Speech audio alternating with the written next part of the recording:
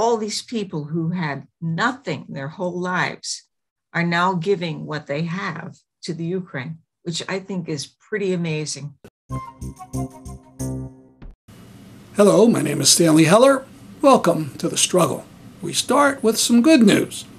It seems that someone in the arch-Zionist ADL leaked a document about the police exchange program they created that seeks to train U.S. and Israeli police.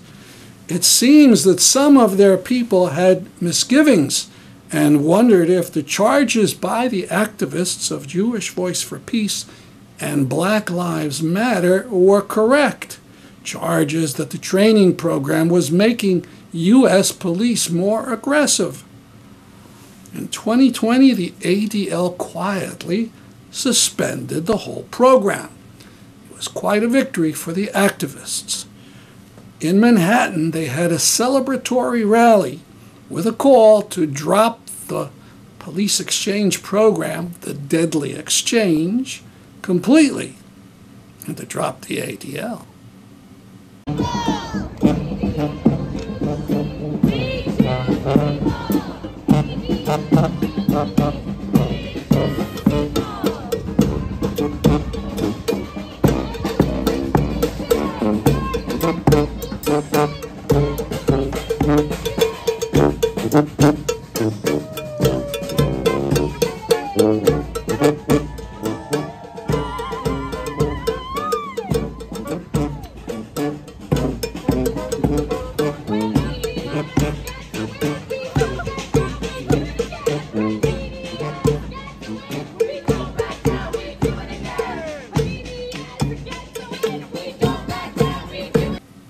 This is from a rally against Israeli apartheid this week in Dublin, Ireland.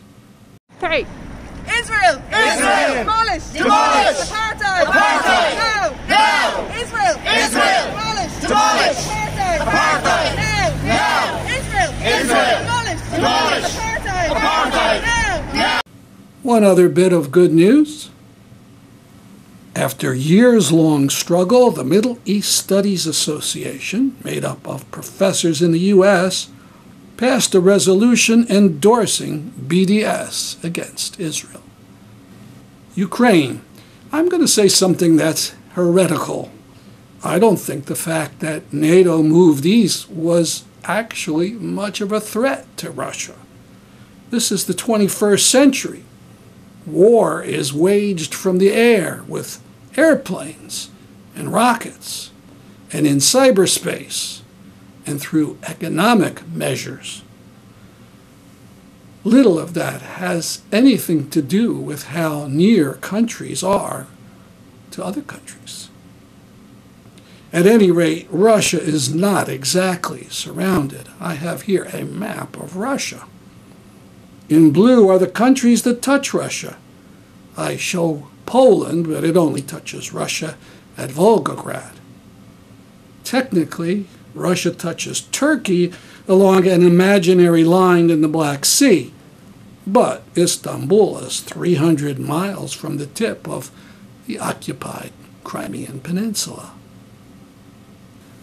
Now, I usually use pieces from Democracy Now! Because they're good, but I'm going to show you a little bit that's not good at all. An interview with Yuri Sheliazhenko, who for some reason has been on Democracy Now! Recently 3 times. People should push to government to negotiate instead of fight. There are a lot of actions against warmongering going ahead in the United States and Europe. You can find announcement at the worldbeyondwar.org website under the banner Russia out of Ukraine, NATO out of existence. He says there should be talking instead of fighting. Well, they have been talking for months and years. Putin just decided he's going to go in and conquer Ukraine. What do you do then? Continue talking while he takes over the country? Code Pink continues to petition President Biden and the United States Congress for negotiation instead of escalation. This Ukrainian says, negotiate, don't escalate. That sounds good, But what he's really saying is, don't let Ukrainians have any weapons. That means no forceful resistance at all to the invasion. That's dead wrong. In Italy, Movimento Non Violento launched conscientious objection campaign in solidarity with conscientious objectors, draft evaders, Russian and Ukrainian deserters. Yes, for solidarity with anti-invasion Russians. But why would we want to encourage Ukrainians to desert from a military that's literally defending cities? In Europe, Europe for Peace campaign said that European non-violent pacifists issue ultimatum to Putin and Zelensky. Stop the war immediately or people will organize caravans of non-violent pacifists from all over Europe using all possible means to travel to the conflict zones unarmed to act as peacekeepers among the combatants. What exactly is this man's thinking? Condemn both equally? The imperial invaders and the struggling defenders? Allow the Russians to take over the whole country, and then for Ukrainians to come out with smiles and flowers, and then be mowed down, just as the Syrians were? Democracy Now! Why do you take this man seriously? A much better point is made by Anatol Levian on a different Democracy Now! Program, where he warns that the U.S. might try to prolong the warfare as long as possible with the aim to weaken the rival Russian empire. Hillary Clinton and others have explicitly raised the idea of what happened in Afghanistan as a model for how the United Nations should support and even encourage a protracted war in Ukraine, so as to bleed and weaken Russia and eventually bring down the Putin regime. Well, the thing is that war was waged in Afghanistan at the cost of perhaps 1 million Afghan lives, the destruction of the Afghan state from which it has never recovered, and the permanent wreckage of Afghan society, including the disappearance of its educated elites. I find that there is something deeply immoral in trying to wage a war of this kind at the expense of other people if a reasonable peace settlement is on the cards, as it may now be. That leads us to the upcoming March in solidarity with Ukrainians. It will take place in New Haven on Friday afternoon, April 1st, starting on the New Haven Green at the corner of Church and Elm at 4:30. We'll be walking up a few blocks to the center of Yale, and then down Elm Street again to one of the banks, and then down to Congresswoman Rosa DeLauro's office to tell the U.S. to support Ukrainians, but not to use them as an expendable club against Russia. Now, another aspect of support for Ukraine, solidarity with Ukraine from some of the poorest people in Romania. This is March 25th, and the invasion of Ukraine has been going on for a month. We'll be speaking to Susan Booth, who's been working with some of the very poorest people of Romania, and whose organization is now aiding Ukrainian refugees. But first, we're going to show a couple minutes of the most recent video of her organization, Archway, Romania.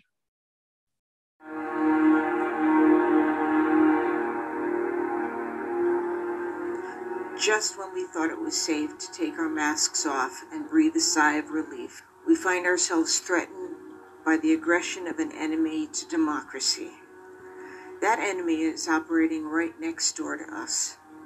As some of you know, the charity Archway has been operating in Bucharest, Romania for the past 22 years. We have been and continue to be the only organization on the ground in Bucharest providing for homeless children who are similar in circumstances to the ones that are fleeing the Ukraine now. With the lines of Ukrainians trying to enter Poland stretching for miles, many Ukrainians have been pouring into Romania. With the focus of the media in Poland as the main source of help, the country of Romania is often forgotten. However, we now not only have to deal with our own homeless, we're getting flooded with refugees looking for respite from the war. Yet we've not been provided with any kind of media coverage for those who are seeking help. Many well-intentioned people want to help, but they're unaware of Archway and its lengthy experience in Romania. Our experience, our location, our professional relationships, and our knowledge of municipal operations in Bucharest give us an advantage, making us more effective at meeting the need. Please help us get the word out about Archway's efforts on behalf of the Ukrainian refugees.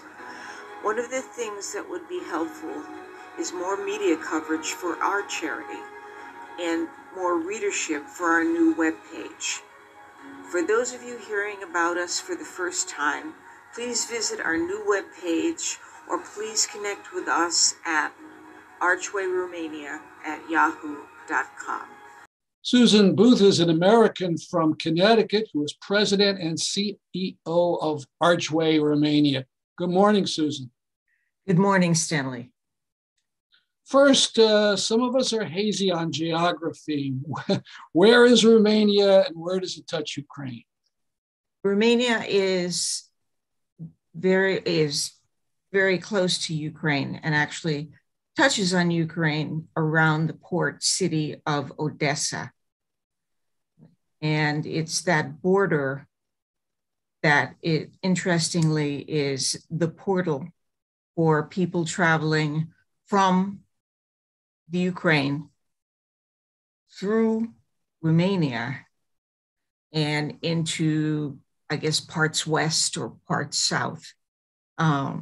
In fact, it's funny because the Romanian government has actually changed a law. The law used to be you cannot leave Romania if you are not a full-fledged family, which is a mother, a father, and 2 children. Now, because of the urgency of the war in the Ukraine, a mother can go through with her children to escape the war, which I find, considering, how slowly things move in Romania, I think that's a pretty insightful way to solve some problems. But we go down to the area around Odessa, which of course is in the Ukraine, but that's where we hit the border and we distribute our supplies and stuff. So first, tell me about Archway, why you started it, a bit of the history, when that happened. Happened in, the wall fell in 89, I think. It happened in 99. I was sitting home one day and I was bored and I watched TV and I saw the program of the institutionalized children in Ceausescu's Romania. And something clicked and I just knew I had to do something about the inhumanity I was watching there. So I started Archway, and which is... What was the problem with Ceausescu's treatment of children? When Ceausescu was the dictator in charge of Romania, he made sure that everybody had multiple children because he envisioned Romania as being a industrial center where there was all kinds of factories, and he needed people to man the factories. So birth control was outlawed, and everybody was having 5, 6, 7 kids. Then they took him out and executed him and his wife. And now you have mother and a father and 6, 7, 8 children, and no income, no food, no nothing. So people rushed to putting their children in the institutions that the state had provided up to that point, only to have them fill up quickly and have no place for the children to go. So they were dropped off on street corners and ran away from the institutions they had created, and developed a whole system, a whole subsystem of homeless children who were raising each other and doing the best they could to survive. And it was, when they opened the doors to the institutions, the inhumanity was breathtaking. Children never been touched, children that no one had ever spoken to, children living in their own feces and eating from troughs. And with us having so much, Stanley, with these children to have nothing, just something happened in me. So you went over to Romania? I went over to Romania, absolutely unprepared for what I was going to see. And children sitting on street corners, and you'd walk by them and they were so abused by the system and by people. I mean, people would walk by and kick them. And that I started getting information, and fortunately I made the right connections so that I could come back and try to start to work for these children. And I'm still doing that now, 21 later. And before you started this, what was your work in the U.S.? I was railroad conductor. Mm-hmm. Railroad conductor. I bounced around between management and picking up tickets on a train. And as it turned out, picking up tickets on a train was the best thing I could be doing, because that's where I met people who had seen some information about the kids in Romania. And so there were dialogues going on there that people didn't even know that they existed. And many people still don't. But back then, I mean, that was just something that nobody wanted to even think about, children living below street level in, in sewers and, utility tunnels and things like that, train stations. And now, ironically, the people from the Ukraine are living in the Gara du Nord, which is the main train station in Bucharest, on their way out the door. So you've been working with these homeless kids all these years. Yep. And I'm sure your resources are not enormous, but why did you decide to help Ukrainian refugees? I didn't do it. I mean, I would have, had it occurred to me. It was my people over there. Mm-hmm. It was Jika, my guy in the street. And strangely enough, the children we've been helping all along in the streets, who are now grown with children of their own. And they said, let's go up and see what's going on at the border. So they packed up the van and off they went. And they actually, if it's funny, because Jika called me and he said, can I put pictures up? I said, of course you can, on the webpage. And there were pictures of local policemen and firemen helping them unload the van for the people of the Ukraine, for the refugees. So all these people who had nothing their whole lives are now giving what they have to the Ukraine, which I think is pretty amazing. Mm-hmm. To the human spirit. Wow. So what can people do, our viewers, if they're interested in Archway, what would help your project? More exposure, more, we've kind of settled into this nice little trough, if you will. where the people who know about it have been wonderfully supportive, but we need more exposure. We need people to know that our people, our kids, are still out there. And though things are changing, they're not changing quickly enough. We have gained the attention of a few of the embassies. We've gained attention from the mayor of Sector 5, who has allowed us the use of some abandoned buildings. But we need people to know that we're out there and that these children, now adults, are still out there. And they're turning into fine human beings, but we don't have the resources to help them as well as we should. Although they're pretty remarkable folks, you know. And your website, what is that? My website is archwayromania.org.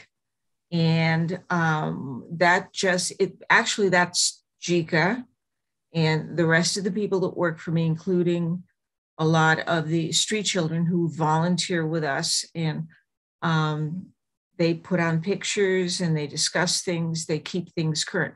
They have access to the webpage and they try to keep it as current as they possibly can. And because there's a lot of information out there that people need to see. I took a little hiatus from Archway simply because the donations fell off during the pandemic. And I took a job to supplement the operating expenses of Archway, but things are opening up and Jika's getting more sophisticated and my people are coming to the fore. They're expressing interest in people like the refugees, which to me is amazing. So we're going to be making a more active web page, YouTube, some little YouTube things. I'm not sure how this works, but Jika will get me through it. And we'll be out there. And if people could just kind of, I don't know what the terminology is, if people could just take a look at what we're doing. Step up and get the word out. Exactly right, kiddo. And thank you very much for speaking with me. Thank you very much for having me. It's been a long time since I've talked about this, and the need is still there. These kids are still there, and they're amazing. They really are.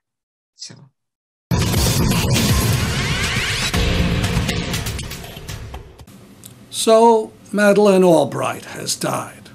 I read the obituaries in the New York Times, the Washington Post, and the Israeli paper Haaretz.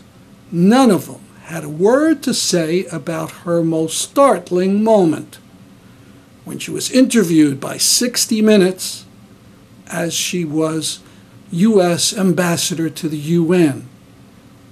And she failed to deny the charge that U.S.-inspired sanctions had killed 500,000 Iraqi children. Instead, she said it was worth it. That was 23 years ago, so I don't blame anyone under 40. They weren't there to personally witness it, and I'm sure their high school textbooks never said anything about it. But 2 UN officials gave up their careers in protest. Dennis Halliday and Hans von Sponeck, they resigned the UN over the sanctions. I'd be astonished if that was mentioned in any high school textbook. In 1999, Halliday estimated that over 1 million Iraqis had died because of the sanctions. This is Lloyd Francis Jr.'s iconic photo of a starving Iraqi child of the era. We put it up on some billboards in a few Connecticut cities. This is another photo of the effects of the terrible hunger. Among those who know about the effects of the sanctions, Albright gets the most revulsion because of those 2 words, worth it. But really, the people who were in charge and who enforced this policy was George Bush the Senior, Bill Clinton, and George Bush the Younger. To see more on this, go to the Struggle website.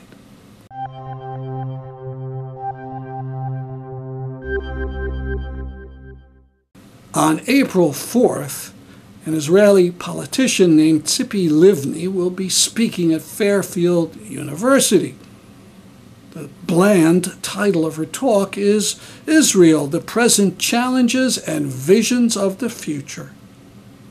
Livni was part of the governing cabinet of Prime Minister Ariel Sharon. Sharon, who as a general was infamous for his brutalities against Palestinians, and who in 2000 went to the Al-Aqsa compound surrounded by hundreds of armed police. And that sparked the beginning of the Second Intifada. When Sharon had a stroke in 2006, Livni stayed on in the government of Ehud Olmert. She became his foreign minister and was in that position when, in the winter of 2008-2009, Olmert struck at Gaza. 1,400 Palestinians were killed. Some burned inside, burned to death by white phosphorus. In 2009, she was slated to travel to Britain, but a judge swore out a warrant for her arrest for war crimes. She decided not to make the trip. None of this seems to matter to the group that organized her talk at Fairfield, nor to the higher authorities of that institution. That's our program for today. See you next week at this time. I'm Stanley Heller for The Struggle.